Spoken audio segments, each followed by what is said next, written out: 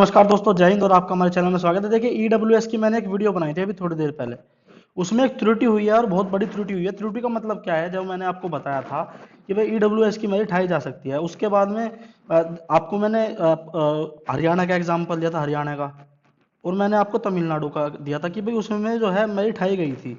तो अभी एक हाई कोर्ट के वकील हैं, हमारे यादव जी हैं, तो उनसे मेरी बात हुई, उनसे मेरा संपर्क हुआ और उन्होंने ये वीडियो देखी थी। तो उन्होंने ये बताया था कि जब ये ईडब्ल्यूएस की मेरिट हाई गई थी ना, उसके बाद का केस नहीं पता था मुझे। हमने जो रिसर्च करी थी, हमारा क्या काम है भाई, हमें हाई कोर्ट पाई कोर्ट का इतना तो हमें पता नहीं। हम तो जो अदर स्टेट की मेरिट्स हैं उसके आधार पर वीडियो बनाई थी हमने तो वो। पर जो वकील हैं हाई कोर्ट के, यादव जी, उनसे मेरी बात हुई, उन्होंने ये कहा था कि भैया आपकी बात बिल्कुल जायज़ है, पर जो ये हरियाणा में और तमिलनाडु में ईडब्ल्यूएस की मेरिट हाई गई है ना, इसकी बिल्कुल बात सही थी कि आपने कि इसमें कुछ सीट रिजर्व रखी गई थी, कुछ सीट रिजर्व रखी गई थी जो ओबीसी जनरल वालों के लिए थी खाली। तो ये फिर बच्चे जो ईडब्ल्यूएस की जिनके मेरिट हाई गई थी, इनके अदर अदर जो चंडीगढ़ हाई कोर्ट पहुंच गए थे या तमिलनाडु का जो भी हाई कोर्ट है वहां पहुंच गए थे। और उसके बाद में कोर्ट ने ये कहा था कि भाई जो ईडब्ल्यूएस का है, ईडब्ल्यूएस जनरल जनरल का ही हिस्सा है, जनरल का ही हिस्सा है। ईडब्ल्यूएस वालों के लिए आप कोई भी सीट संरक्षित मतलब ऐसे नहीं कर सकते कि ईडब्ल्यूएस वाले सिर्फ अपने पर लड़ेंगे, या फिर जैसे मान के चलो ईडब्ल्यूएस की 50% सीट है पूरे जनरल की, 10% तो ईडब्ल्यूएस का कोटा हो गया। तो इसकी कितनी बची, इनकी कितनी बची, 40 बची, 40%। 40% में से जो उन्होंने है 20 से 25% संरक्षित कर दी अपने जनरल वाले स्टूडेंट के लिए। और जो 20% या 25% जो 15% दे दी ईडब्ल्यूएस को, ओबीसी को, एससी को और एसटी को। जैसे किसी के ओबीसी के जनरल के बराबर नंबर आ जाए तो उसका आ गया, एसटी वालों के, ईडब्ल्यूएस वालों के। तो उन्होंने ये कहा था कि उन्होंने ये आधार हटा दिया था कोर्ट ने। कोर्ट ने जो हाई कोर्ट्स के जब वे कहे गए थे, उन्होंने राज्य सरकारों को फटकार लगाई थी और कहा था कि ईडब्ल्यूएस वाला बच्चा अपनी सीट पर तो लड़ेगा लड़ेगा, वो जनरल की सीट पर भी लड़ेगा। ठीक है ना, वो बच्चा जनरल की सीट पर ही लड़ेगा। तो ये त्रुटि हुई है, और मैं उसमें कमेंट में लिख देता, फिर भी बहुत बच्चे अवेयर नहीं हो पाते इससे। तो मेरी उनसे बात हुई है, तो उन्होंने ये कहा है कि ईडब्ल्यूएस का बच्चा उस, देखो, पहले तो ये था कि ईडब्ल्यूएस में भी सरकारें सीट संरक्षित कर सकती थी। पर जब उसका कोर्ट का दो तीन राज्यों में जब फटकार लगी, तो राज्यों ने जो अपने जनरल की सीट जो रिजर्व करी वो ईडब्ल्यूएस के लिए नहीं करी। मतलब ईडब्ल्यूएस के लिए पूरा हाथ खोल दिया उन्होंने कि जो ईडब्ल्यूएस वाला बच्चा है वो जनरल की पूरी सीट पर लड़ सकता है। वो जो रिजर्व रिजर्व करने का सीट का हिसाब है वो ओबीसी एसटी एससी वालों के लिए है। जैसे कुछ सीट जनरल की रिजर्व कर सकते हैं, वो ओबीसी एसटी एससी के लिए रख सकते हैं, क्योंकि ईडब्ल्यूएस को कोई अलग से रिजर्वेशन तो मिला नहीं। भाई जो रिजर्वेशन है वो अलग से थोड़ी मिला, वो तो 50% तो जनरल का रिजर्वेशन था, उसमें से काट के दिया गया है। तो जनरल के पास तो और भी कम हो गया। तो इसलिए जो वो था, उसमें जजमेंट थी, उसमें यह कहा गया था कि ईडब्ल्यूएस की सीट जो है वो ईडब्ल्यूएस वाले बच्चे जनरल की सीट पर भी लड़ेंगे। और इसका मतलब क्या है भाई, देखो, कभी कभी गलती हो जाती है, मैं माफ़ी चाहूँगा, ज़िंदगी में पहली बार गलती हुई है तो इतना क्षमा कर देना। अब क्या है, अगर बिल्कुल ये बात सत्य है कि ईडब्ल्यूएस की और जनरल की सीट मेरिट, जैसे जनरल ईडब्ल्यूएस की मेरिट लगी 102 पर और इसकी लगी 104 पर, और कोई ईडब्ल्यूएस का बच्चा है, अगर उसके 102 नंबर आते हैं तो वो ईडब्ल्यूएस वाली सीट कटेगा अपनी, और अगर उसके 102 से ज़्यादा नंबर आते हैं तो वो जनरल की सीट कटेगा। मतलब ईडब्ल्यूएस की सीट वैकेंट हो जाएंगी, खाली, मतलब ये वाला बच्चा यहाँ चला जाएगा और जो और बच्चे होंगे वो यहाँ जाएंगे। समझ गए? तो इसका मतलब ये है कि जनरल की मेरिट से ईडब्ल्यूएस की मेरिट लो रहेगी। ठीक है भाई, ये लो रहेगी और ये हाई रहेगी। ठीक है, जनरल की सीट पर। हाँ, ये जो ओबीसी एसटी एससी वाले हैं इनको दिक्कत आएगी, जो मैंने बताया था वो इनके लिए सेम टू सेम है। जो ओबीसी वाला है, एससी वाला है और एसटी वाला है, क्योंकि 10% तो उनका यहीं कट गया। भाई 10 जो 50% था ओबीसी एसटी वाले जो जनरल वालों की सीट काटते थे, 10% सीट तो बिल्कुल रिजर्व ही होगी। उन 10% पर तो कंपटीशन हो ही नहीं सकता ना, जनरल ओबीसी वाला कर सकता, ना एससी वाला, ना एसटी वाला। अब ओबीसी एसटी एससी वाले किस पर करेंगे कंपटीशन? 40% पर। और 40% में, उस 40% में ईडब्ल्यूएस वाले बच्चे भी घुस जाएंगे। मान के चलो कोई ईडब्ल्यूएस वाला, तुम समझो, मैं इसलिए कह रहा हूँ कि कोई ओबीसी वाला बच्चा है वो अपना ओबीसी से ही भरे, एससी वाला बच्चा एससी से और एसटी वाला एससी से। मैं बता रहा हूँ क्यों।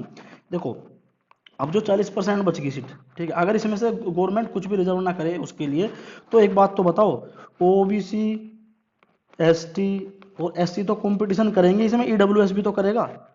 भाई जो 10% बच्चा है ईडब्ल्यूएस भर रहा है, वो जनरल सीट पर भी तो फाइट कर रहा है। इधर से ओबीसी वाला भी कर रहा है, एसटी एससी वाला भी कर रहा है, एससी वाला भी कर रहा है, और जो 10% है वो सीट रिजर्व होगी। तो मेरा कहने का मतलब ये है कि अगर कोई ओबीसी का बच्चा है भाई और एससी का है, एसटी का है, तो वो इसको ना भरे। वो अपना अपने उससे भरे। वो अब जब तुम्हारी भाई अपनी मर्जी है, कोई कहीं से भी डाल सकता है। मैं आपको एक एक तरह से सलाह दे सकता हूँ, क्योंकि देखो जो बाद की 40% है उस पर तो ईडब्ल्यूएस वाला बच्चा भी कंपटीशन करेगा, उसके ईडब्ल्यूएस के बराबर नंबर आएंगे, ठीक है। और नहीं तो वो उसके ज़्यादा नंबर आए तो वो भी जनरल की सीट पर फाइट करेगा। तो इसलिए, और ईडब्ल्यूएस तो उनका है ही वैकेंट, उस पर तो 10% है ही, उस पर तो कोई कर ही नहीं सकता, ना एससी वाला कर सकता, ना एसटी वाला कर सकता, और ना ओबीसी वाला कर सकता। और इसीलिए ये एसटी, एससी और ओबीसी की मेरिट 5-5 6 नंबर हाई जाएगी, और ईडब्ल्यूएस की लो जाएगी जनरल से, और ओबीसी और ईडब्ल्यूएस और जनरल। मान के चलो अगर ये 104 पर है ना, तो ये होगी कम से कम मैं एग्जांपल दे रहा हूँ, अगर ये 104 नंबर पर लगी तो ये लगेगी कम से कम 95 से 96 नंबर पर, और ये लगेगी 92 से 93 नंबर पर। ओबीसी में और ईडब्ल्यूएस में ज़्यादा फर्क नहीं रहने का इस बार, मैं ये कह रहा हूँ। और आप कितने पैटर्न उठा के देख लो और एग्जाम होंगे। तो जो हाई कोर्ट के वकील हैं यादव जी, उनसे मेरी बात हुई थी, जो त्रुटि थी वो त्रुटि मैंने भैया कर दी, क्योंकि मैं और जो हरियाणा राज्य था और दूसरे राज्य थे, मैं उनका जजमेंट लेके चल रहा था, पर उनका जजमेंट जो बाद का जजमेंट था वो मैंने हाई कोर्ट का नहीं लिया। तो भाई जो इन्होंने रिजर्व करी थी ना ईडब्ल्यूएस वालों को, तो इसमें ये कहा गया था कि भाई जो 50% सीट है, ये ईडब्ल्यूएस है, ये 50% सिटी में से तो कट्टा गया है। भाई कोई अलग से कोटा थोड़ी बना है जनरल वालों का, जनरल वालों का तो नाम का कोटा है ये।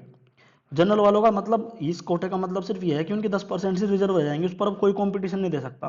तो जो 10% मिला है, ये 50% में से ही तो मिला है, तो ईडब्ल्यूएस वालों का हक तो बनता है, ईडब्ल्यूएस वालों का हक बनेगा कि भाई वो अपनी जनरल की सीट पर भी लड़े, सीधी सी बात है।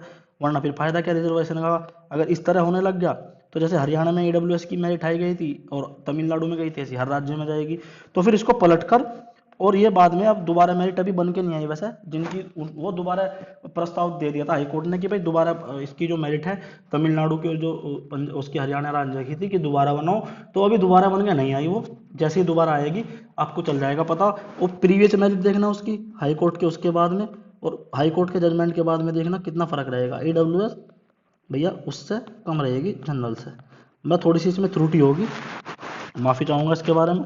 तो भाई ईडब्ल्यूएस वालों बढ़ लेना, जनरल वालों या कभी कभार देखो हो जाता है, हम भी आपकी तरह ही हैं, कभी कभी हमसे भी गलतियाँ जाती हैं। हमारा मकसद क्या था, हमारा मकसद ये था कि आपको बताना, ठीक है। हमने क्या करा, जो हरियाणा राज्य था और जो तमिलनाडु राज्य था उसको थोड़ा सीरियस ले लिया कि भाई कुछ गलती ना हो जाए, कल को मैं ईडब्ल्यूएस का तुमसे फॉर्म भरवा दूं और मेरिट चले जाए ईडब्ल्यूएस की है तो तुम मुझे गाली दो है। अब जैसे ही यादव जी ने वो वीडियो देखी तो वो कहने लगे कि भाई ऐसे ऐसे बात है, और उनको पता भी है क्योंकि हाई कोर्ट में वकील है, उन्हें सब पता है। तो उनसे मेरी बात हुई, उन्होंने मुझे समझाया कि भाई ऐसे ऐसे बात है, अब इसमें ऐसा कुछ नहीं है, ईडब्ल्यूएस वाला जनरल पर भी कंपटीशन देगा, और जनरल से हमेशा ईडब्ल्यूएस की मेरिट कम रहेगी। और ओबीसी में उन्होंने ये भी कहा कि ओबीसी और ईडब्ल्यूएस और जनरल, इसमें ईडब्ल्यूएस में और ओबीसी में कोई ज़्यादा फर्क नहीं रहने वाला। और इस बार ओबीसी एसटी एससी में भी फर्क नहीं रहने का इतना, एसटी एससी में भी फर्क नहीं रहने का इतना, क्योंकि 10% तो यहाँ खत्म ही है बिल्कुल, और 10% से बहुत फर्क पड़ता है। भाई तुम अपने तो ले रहे हो 10%, जनरल वालों के भी ले रहे हो, तो भाई मैं तो यही कहूँगा आगे से थोड़ा सा ध्यान रख के बनाएंगे। फिर भी हमने यार काफ़ी रिसर्च करी है, 2 दिन फिर भी गलती हो ही गई तो क्या करें। मेरा मतलब ये था, मैं रिस्क नहीं लेना चाहता था कि कल को मैं ईडब्ल्यूएस की भरवा दूँ तुमसे, कल को गलती हो जाए। तो भाई जिसका ना बना हो ईडब्ल्यूएस का फॉर्म बनवा लो, ठीक है। थोड़ी सी त्रुटि होगी थी, माफ़ी चाहूँगा, मुझे पता है तुम थोड़ा डिमोटिवेट हो गए होंगे। और मैं रिकॉर्डिंग डाल दूंगा। और बताओ, यादव जी से जो मेरी बात हुई है ना, यादव जी से जो एडवोकेट हैं, रिकॉर्डिंग पूरी की पूरी मैं चैनल पर डाल दूंगा, उसमें ओबीसी एससी एसटी सबकी बात कर रखी है उन्होंने, ठीक है, दरोगा भर्ती की। बस इतना ही है भाई, माफ़ी चाहूँगा थोड़ा सा अगर आपको दिक्कत परेशानी हुई हो। अच्छा जी, नमस्कार, जय हिंद, जय भारत। और हाँ, एक बच्चा थोड़ा उल्टा सुल्टा कमेंट कर रहा था कि भाई ये ओबीसी से है, ये एसटी से है, ये एससी से है। देखो मैं हूँ जनरल से, ठीक है।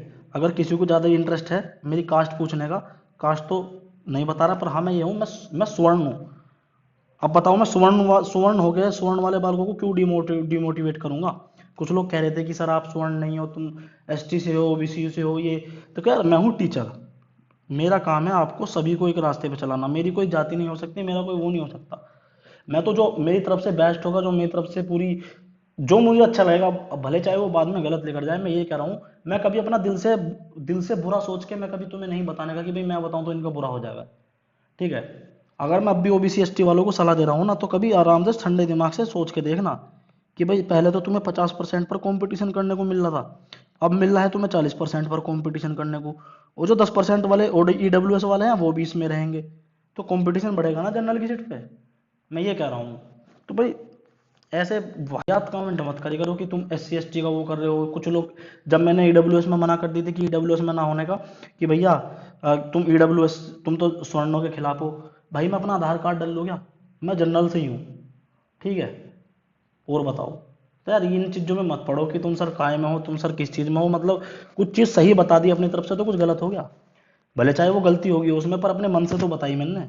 और अब भी जो भी बात हुई है, मैं तुम्हें आज नकल, अगर मुझसे गलती हुई, मैं अपनी बेइज्जती थोड़ी करवाऊंगा, अब दोबारा वीडियो डालूंगा उसमें, मेरी तो बेइज्जती है, लोग उससे कुछ कहेंगे, पर मैंने गलती करी है, मैंने इसलिए डाल दी। तो भाई किसी को ऐसा मत कहे करो यार प्लीज़, बुरा लगता है। ठीक है, आप लोगों के लिए ट्विटर कैंपेन चला रहे हैं, कभी विश्वकर्मा जी से कोशिश कर रहे हैं, कल कल भी एक कोशिश होगी विश्वकर्मा जी से बात करने की, ट्विटर कैंपेन भी चलाने की बात कर रहे हैं। और भाई आपका जो है TCL के मैनेजर से ही बात करी, 50-50 कॉल दिन में मिलाते हैं, फोन कट जाता है, कट जाता है, कट जाता है, किस लिए, आपके लिए ही तो। रोजगार विद अंकित जी को तैयार किया, एग्जामपुर को तैयार करने में लग रहे हैं, 1 से 1.5 लाख बच्चों को इकट्ठा करने में लग रहे हैं, ट्विटर कैंपेन चलाने के चक्कर में है, तो तुम फिर भी इसमें जात पात ढूंढो जाओगे ना, तो भाई तुम्हारा कोई कुछ नहीं कर सकता। ठीक है, ना ही मेरी ऐसी मानसिकता है। आपकी जो मानसिकता हो अपनी लगाओ, जो मुझे अच्छा लगेगा वो मैं बताऊंगा, आपको मानना है या मान लो, चैनल मेरा है। मैं फिर बता रहा हूँ, मैं आपको फोर्स नहीं कर रहा आप यहाँ पे आओ, पर ऐसी आपत्तिजनक बात मत बोलो कि तुम सर जनरल वालों के लिए कर रहे हो, तुम सर OBC वालों के लिए कर रहे हो, तुम सर ST SC वालों के लिए कर रहे हो। मैं जो बात कर रहा हूँ उस पर गौर करना और फिर बोलना। तो इन द एंड, जय हिंद, जय भारत।